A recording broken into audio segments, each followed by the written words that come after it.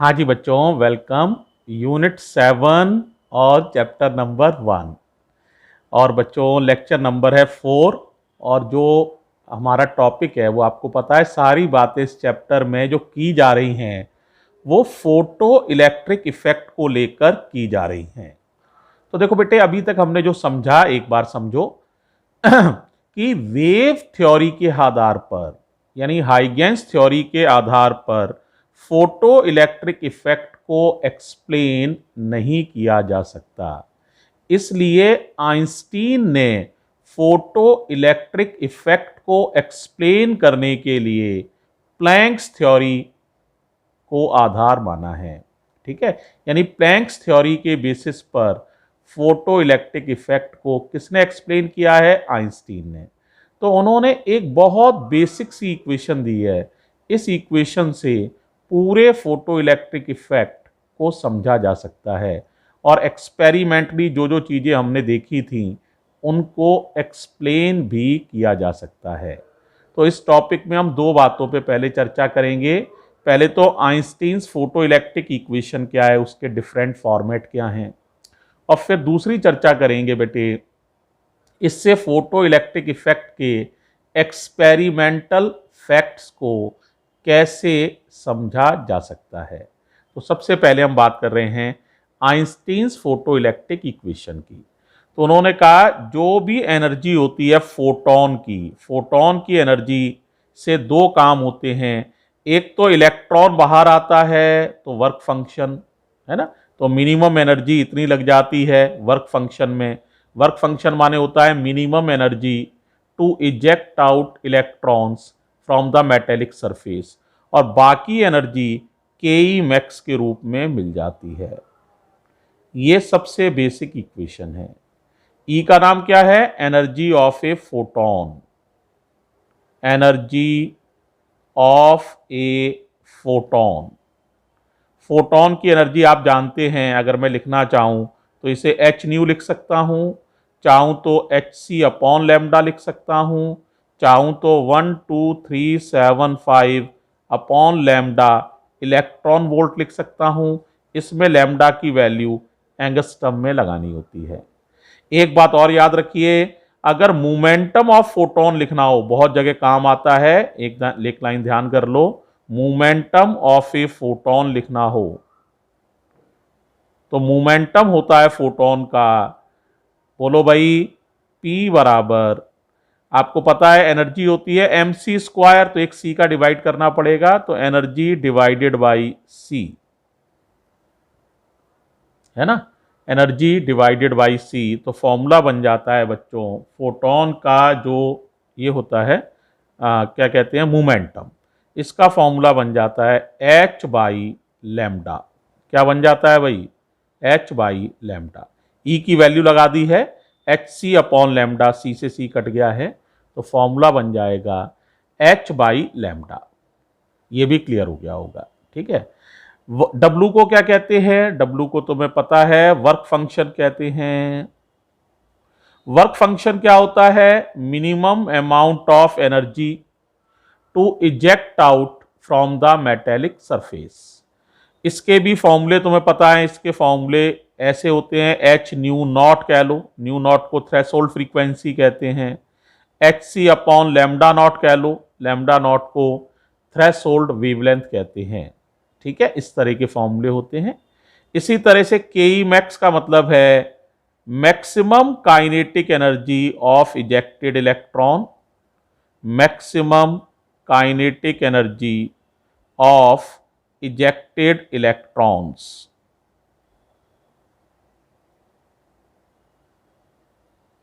ठीक है बच्चों, और के मैक्स को आप चाहें तो कई फॉर्मूले बना सकते हैं।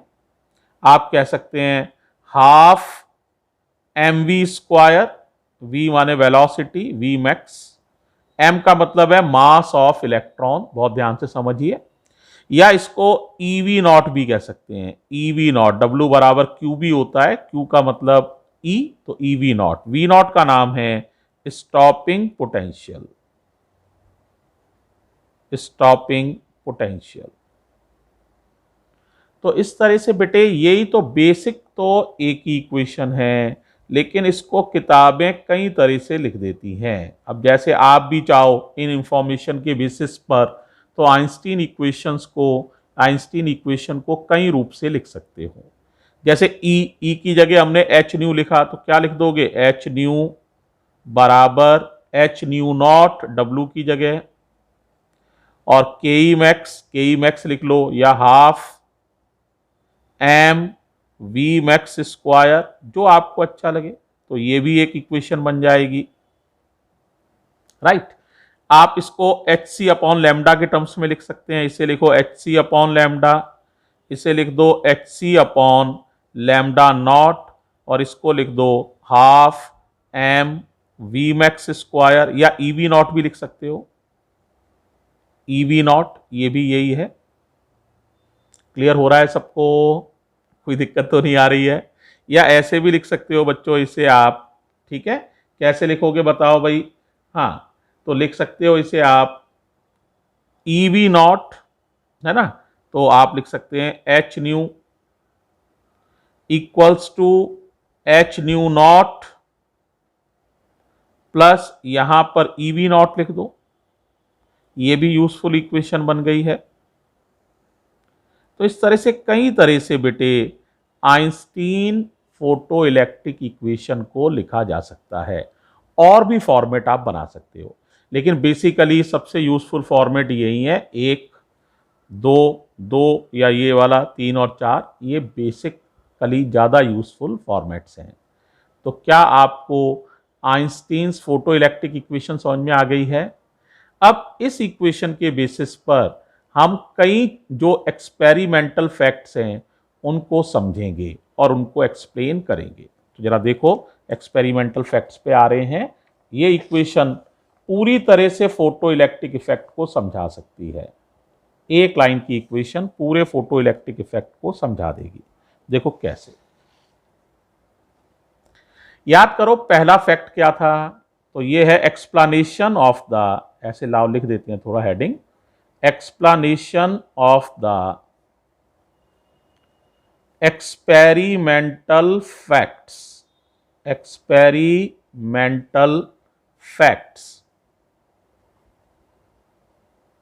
of photoelectric effect on the basis of Einstein's equation of photoelectric effect, यानी आइंस्टीन की इक्वेशन के आधार पर फोटो इलेक्ट्रिक इफेक्ट के एक्सपेरिमेंटल फैक्ट्स को समझना। देखो एक एक करके हम चर्चा करते हैं। पहला ये था कि अगर जो हमने लाइट डाली है ना, उसमें जो फ्रीक्वेंसी है वो अगर थ्रेशोल्ड फ्रीक्वेंसी से कम होगी तो कोई भी इलेक्ट्रॉन का इजेक्शन नहीं होगा, नो इजेक्शन ऑफ इलेक्ट्रॉन्स, चाहे कितनी भी इंटेंसिटी की लाइट क्यों ना डाली जाए, है ना। तो ये अब इसको हम समझना चाहते हैं कि आखिर ऐसा क्यों है। तो देखो, आप इक्वेशन आपने पढ़ी है, एच न्यू बराबर एच न्यू नॉट प्लस के ई मैक्स,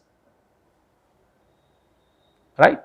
तो यहां से के ई मैक्स आप निकालेंगे तो आसानी से समझ सकते हो, ये हो जाएगा H new minus H nu not.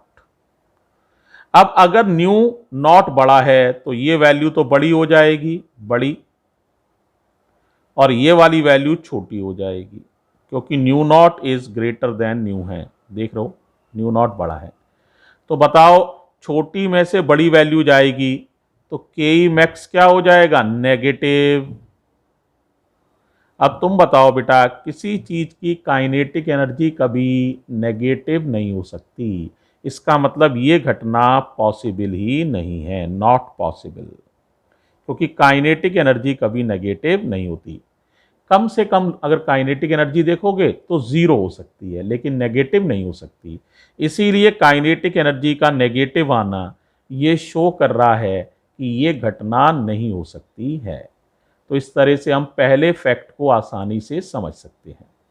अब दूसरा फैक्ट क्या होता है बच्चों, जैसे ही हम लाइट डालते हैं, as soon as light is incident on the metallic surface, the ejection of electrons takes place from the metallic surface. इसमें कोई टाइम डिले नहीं होता है। तो आपने दूसरी घटना पढ़ी है, as soon as the light is incident on the metallic surface, क्या होता है बताओ, immediately ejection of electrons takes place. कारण समझो आप इसको। तो देखो बेटे, इसमें आइंस्टीन ने ये कहा कि ये घटना जो है ना, ये वन इलेक्ट्रॉन वन फोटॉन घटना है, one photon one electron phenomena है। यानी मतलब समझो, इलेक्ट्रॉन एक पार्टिकल है, फोटॉन भी एक पार्टिकल है।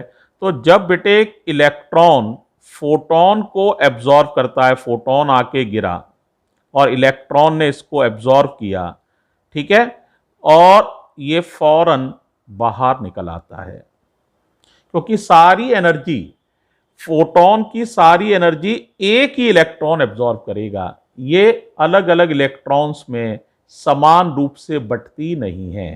टोटल एनर्जी किसी एक इलेक्ट्रॉन को मिल सकती है और वो इलेक्ट्रॉन इस एनर्जी को एब्जॉर्ब करेगा, और एब्जॉर्ब करते ही, इसमें कोई टाइम नहीं लगना है, इमीडिएटली बाहर आ जाएगा। इसीलिए ये घटना में कोई समय नहीं लगता है। और इसके साथ साथ ये भी इसमें बहुत क्लियर बताया गया है कि फोटॉन की सारी एनर्जी सिर्फ और सिर्फ एक इलेक्ट्रॉन ही एब्जॉर्ब करेगा। ये नहीं होगा कि फोटॉन अपनी एनर्जी दो चार इलेक्ट्रॉनों को बांट पाए, या इलेक्ट्रॉन दो चार फोटॉन को एब्जॉर्ब करने का इंतजार करे। बस एक फोटॉन और एक इलेक्ट्रॉन के बीच में ही सारा इंटरेक्शन होता है। एनर्जी का कोई इक्वल सारे इलेक्ट्रॉनों में डिस्ट्रीब्यूशन नहीं होता है। इसीलिए इसकी एनर्जी एक इलेक्ट्रॉन ने एब्जॉर्ब की और वो फौरन बाहर निकल आया, इसीलिए इसमें कोई टाइम नहीं लगता है। तो दूसरा एक्सपेरिमेंटल फैक्ट भी हम एक्सप्लेन कर सकते हैं। अब तीसरा तुमने पढ़ा है, क्या था एक्सपेरिमेंटल फैक्ट बताओ। तीसरा ये था बेटे कि अगर हम इंटेंसिटी बढ़ाते हैं, तो इंटेंसिटी बढ़ाने से आप बताओ क्या होगा, तुम बताओ। उसमें यह कहा गया था इंटेंसिटी बढ़ाने से, है ना, एक्सपेरिमेंटली हमने देखा इंटेंसिटी बढ़ाने से क्या होता है, फोटो इलेक्ट्रिक करंट बढ़ जाती है। ये तुमने देखा है, करंट बढ़ जाती है, यानी नंबर ऑफ इलेक्ट्रॉन्स बढ़ जाते हैं। लेकिन इंटेंसिटी बढ़ाने से किस पर असर नहीं होता है, बट नो इफेक्ट, बोलो किस पर असर नहीं होता है, no effect of on stopping potential, यानी बाहर निकलने वाली जो इलेक्ट्रॉन्स हैं उनकी काइनेटिक एनर्जी पर कोई असर नहीं होता है। तो देखो, ऐसा आप आराम से समझ सकते हो, ठीक है। इंटेंसिटी बढ़ाने से आप बताओ क्या होगा, अगर हम आइंस्टीन के हिसाब से समझें, इंटेंसिटी बढ़ाने से नंबर ऑफ फोटॉन्स बढ़ जाएंगे, फोटॉन्स की संख्या बढ़ जाएगी, लेकिन फोटॉन की एनर्जी नहीं बढ़ेगी, but the energy of photon remain same.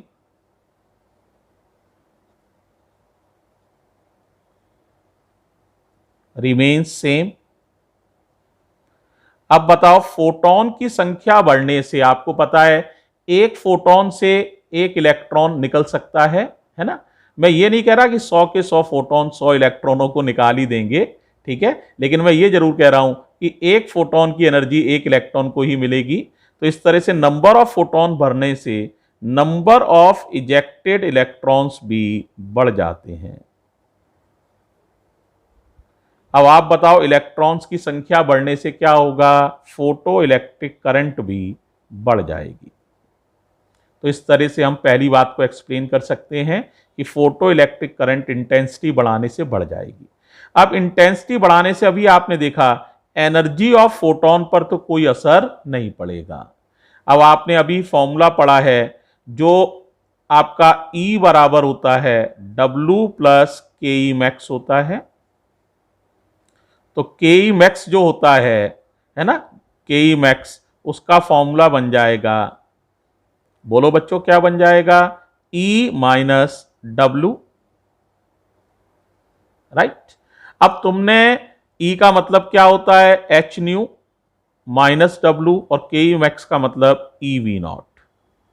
अब तुम बताओ, तुमने फ्रीक्वेंसी तो बढ़ाई नहीं है, तो ये वैल्यू कांस्टेंट है, वर्क फंक्शन कांस्टेंट होता है, तो ये कांस्टेंट में से कांस्टेंट घटेगा तो ये वैल्यू भी कांस्टेंट आएगी, इसलिए वी नॉट क्या रहेगा, सेम, कांस्टेंट, सेम, बदलेगा नहीं। इसीलिए स्टॉपिंग पोटेंशियल पर कोई असर नहीं पड़ता है। यानी अगर आप इंटेंसिटी बढ़ाएंगे तो करंट तो बढ़ जाएगी, लेकिन काइनेटिक एनर्जी मैक्स पर कोई असर नहीं पड़ेगा, या स्टॉपिंग पोटेंशियल पर कोई असर नहीं पड़ेगा। इसका कारण यह है कि इंटेंसिटी बढ़ाने से फोटॉन्स का नंबर बढ़ जाता है, लेकिन फोटॉन की एनर्जी पर कोई असर नहीं पड़ता है। तो फोटॉन की एनर्जी वही है, वर्क फंक्शन किसी मेटल का फिक्स है, तो एनर्जी वही, वर्क फंक्शन वही, तो ये भी फिक्स आएगा, तो वी नॉट भी चेंज नहीं होगा। इस तरह से हम इस बात को भी अच्छे से समझ सकते हैं। अब आती है लास्ट बात, उसको समझो, चौथी बात। अगर हम क्या बढ़ाते हैं, फ्रीक्वेंसी, क्या बढ़ाते हैं, फ्रीक्वेंसी, तो फ्रीक्वेंसी बढ़ाने का असर यह होता है स्टॉपिंग पोटेंशियल बढ़ जाता है, लेकिन फोटो इलेक्ट्रिक करंट पर कोई प्रभाव नहीं पड़ता है। But no effect on photo electric current, यानी आई पर कोई प्रभाव नहीं पड़ता है। यह हमारा चौथा एक्सपेरिमेंटल फैक्ट है। अब इसको आसानी से समझ सकते हो, बताओ क्या होगा, तुम लोग बताओ। अभी फॉर्मूला लिखा हुआ है तुमने, बोलो भाई क्या फॉर्मूला है, ई वी नॉट बराबर h new minus W. Work function तो फिक्स होता है किसी पर्टिकुलर मेटल के लिए, वर्क फंक्शन फिक्स है किसी पर्टिकुलर मेटल के लिए। अब न्यू बढ़ाओगे तो न्यू बढ़ाने से क्या होगा, वी नॉट भी बढ़ जाएगा, तो न्यू बढ़ाओगे तो वी नॉट भी बढ़ जाएगा। क्या मेरी बात समझ में आ गई? इस तरह से फ्रीक्वेंसी बढ़ाने से काइनेटिक एनर्जी मैक्स बढ़ जाती है या स्टॉपिंग पोटेंशियल बढ़ जाता है। लेकिन बेटे फ्रीक्वेंसी बढ़ाई है, इंटेंसिटी तो बढ़ाई नहीं, तो फ्रीक्वेंसी बढ़ाने से नंबर ऑफ फोटॉन्स तो सेम रहते हैं, फोटोनों की संख्या नहीं बढ़ती है। फोटोनों, हर फोटोन के पास एनर्जी तो बढ़ जाती है, लेकिन फोटोनों की संख्या, नंबर ऑफ फोटॉन्स सेम रहते हैं। तो नंबर ऑफ फोटॉन्स सेम, और फोटॉन सेम रहेंगे तो number of ejected electrons, number of ejected electrons भी सेम रहेंगे। इलेक्ट्रॉन सेम रहेंगे तो फोटो इलेक्ट्रिक करंट भी सेम रहेगी। इस तरह से आप देख सकते हैं फ्रीक्वेंसी बढ़ाने से स्टॉपिंग पोटेंशियल तो बढ़ जाएगा, लेकिन फोटो इलेक्ट्रिक करंट पर कोई असर नहीं पड़ेगा। तो ये सारे एक्सपेरिमेंटल फैक्ट्स को हम एक इक्वेशन से, आइंस्टीन की एक इक्वेशन से समझा सकते हैं। ठीक है, तो आइंस्टीन की इक्वेशन से इस तरह से फोटो इलेक्ट्रिक इफेक्ट को आसानी से समझाया जा सकता है, राइट। अब देखो बच्चों, एक और इंपॉर्टेंट बात आपको बताते हैं भाई, उसको सुनो। ठीक है, देखो बेटे, इसमें कहा जाता है कि आप कभी कभी पेपर में कहा जाता है कि आप प्लैंक्स कांस्टेंट की वैल्यू को क्या एक्सपेरिमेंटली डिटरमाइन कर सकते हैं। तो मैं वही लिख दे रहा हूं, एक्सपेरिमेंटल डिटर्मिनेशन।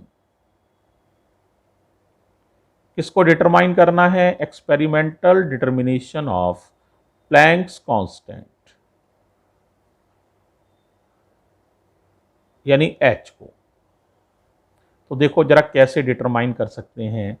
तो देखो बच्चों, हम लोग सबसे पहले आइंस्टीन की फोटो इलेक्ट्रिक इक्वेशन लिख रहे हैं। तो तुमने पढ़ा हुआ है आइंस्टीन की फोटो इलेक्ट्रिक इक्वेशन है h nu equals to h nu naught plus e V naught. तो यहां से ई वी नॉट की वैल्यू निकालोगे तो ये इधर चला जाएगा, तो ई वी नॉट आ जाएगा बेटा, कितना आ जाएगा, H new minus H nu not. पूरी इक्वेशन में ई का डिवाइड कर दो, छोटे ई का, तो क्या मिलेगा, वी नॉट बराबर H upon E into nu minus H nu naught upon E. इस इक्वेशन को केयरफुली देखो, ये बेटे एक स्ट्रेट लाइन की इक्वेशन है। तो देखो ये हो गया y equals to m x plus c, equation of straight line से इसको कंपेयर कर रहे हैं। तो y एक्सिस पे कौन लेंगे हम, वी नॉट को लेंगे y एक्सिस पर, न्यू को लेंगे x एक्सिस पर। तो जो स्लोप होगी, m को कहते हैं स्लोप, tan थीटा, वो h अपॉन ई के बराबर हो जाएगी। किसके बराबर हो जाएगी, h अपॉन ई के। यानी अगर हम एक ग्राफ खींचें स्टॉपिंग पोटेंशियल में और फ्रीक्वेंसी ऑफ लाइट के बीच में, स्टॉपिंग पोटेंशियल को y एक्सिस पे लें, फ्रीक्वेंसी को x एक्सिस पे लें, तो h अपॉन ई जो हो जाएगा वो m हो जाएगा, m को कहते हैं स्लोप या tan थीटा, और ये जो हो जाएगा ये हो जाएगा intercept cut at Y axis, ये वाली चीज minus H nu naught upon E, ये हो जाएगा intercept cut at Y axis. देखो मैं ग्राफ खींचता हूं तो उससे क्लियर हो जाएगा ये नेगेटिव क्यों आ रहा है, इसका जवाब भी उसी ग्राफ में क्लियर हो जाएगा। देखो मैंने ये ग्राफ तुम्हें खींच के भी दिखाया था बेटा कि इस तरह का ये ग्राफ होता है। अब बताओ वाई एक्सिस पे कौन लेना है, V naught stopping potential y axis पर है, और एक्स एक्सिस पे कौन लेना है, फ्रीक्वेंसी। तो मैं बताया गया था कि अगर न्यू की वैल्यू न्यू नॉट से कम होती है तो कोई इलेक्ट्रॉन निकलता ही नहीं है। इसके बाद न्यू नॉट से ऊपर फ्रीक्वेंसी रखने से इस तरह का ग्राफ मिलता है, और ये है न्यू नॉट।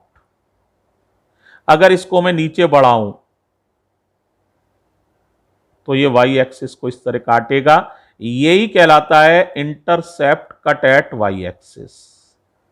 क्या कहलाएगा, intercept cut at Y axis. अब बताओ इसकी वैल्यू आप देख रहे हो, वाई एक्सिस की नेगेटिव साइड हमेशा ये काटेगा, इसीलिए इसकी वैल्यू है माइनस, माइनस माने नेगेटिव वैल्यू है एच न्यू नॉट अपॉन ई।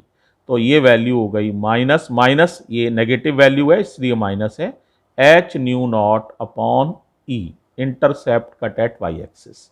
अगर इस एंगल की बात करें तो ये एंगल है थीटा। अगर हम m की बात करें तो m होता है tan थीटा, m को स्लोप कहते हैं tan थीटा, और ये स्लोप कितनी है, h अपॉन ई, h अपॉन ई। तो अगर हम वास्तव में ग्राफ खींच के इस स्लोप को निकाल लें तो बेटे हमें tan थीटा पता चल जाएगा। ई मालूम ही होता है 1.6 इंटू 10 की पावर माइनस 19, सारे बच्चों को ई की वैल्यू मालूम है। tan थीटा आपने पता कर लिया है। इस तरह से h को आसानी से कैलकुलेट किया जा सकता है। तो इस तरह से बेटे आप एक्सपेरिमेंटली प्लैंक्स कांस्टेंट को निकाल सकते हैं। इसके लिए आपको बस एक ग्राफ खींचना पड़ेगा स्टॉपिंग पोटेंशियल और फ्रीक्वेंसी के बीच में, ठीक है, उससे हम h को डिटरमाइन कर सकते हैं, राइट। तो ये दोनों बातें अब आपको क्लियर हो गई हैं, राइट। अब इस चैप्टर में बस एक लेक्चर और है छोटा सा, वो और भेज देते हैं तो ये आपका थियोरेटिकली ये वाला चैप्टर फिनिश हो जाएगा। थैंक यू बच्चों।